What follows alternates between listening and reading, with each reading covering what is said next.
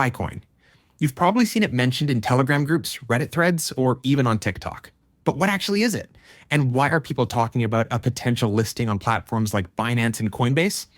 Today, we're diving into how PiCoin started, where it's headed, and why the launch of its own exchange could be a major game changer.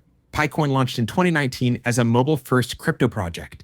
It was built by Stanford grads with the goal of making crypto accessible to everyone, even people without mining rigs or expensive gear.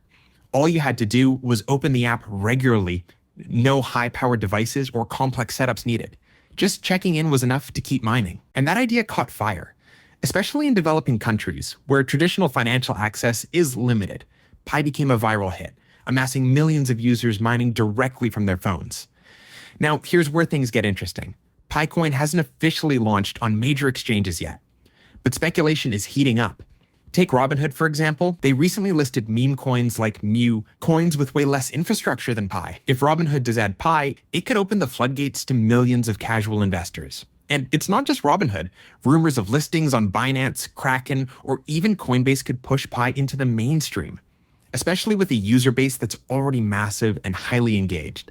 And speaking of potential, let's talk about where Pi might be headed price-wise.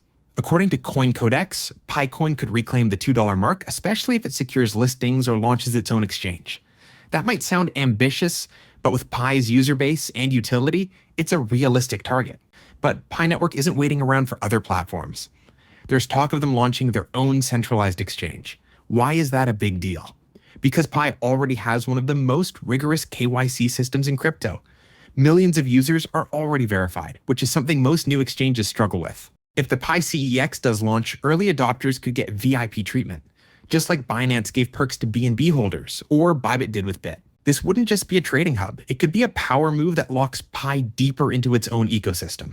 Here's something you don't hear often in crypto: actual products and apps that people can use.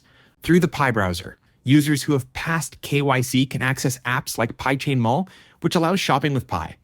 It's not a fully open marketplace just yet, but it's one of the early signs of real utility. With Pi being free to mine and easy to use, it could become a go-to payment system for online shopping. Cheaper, faster, and more inclusive than what we're used to from big tech companies. In fact, support for Pi payments could help stores reduce fees and reach new customers, particularly in the developing world. PiCoin has come a long way from phone mining. Now, with millions of users, a potential CEX, and real-world apps in play, it's starting to look like more than just another crypto experiment. The question is, will it actually deliver? Will it get listed on major exchanges? Will it launch its own platform? And most importantly, will people actually use it? For now, all eyes are on Pi, and the next few months could define what kind of future it has.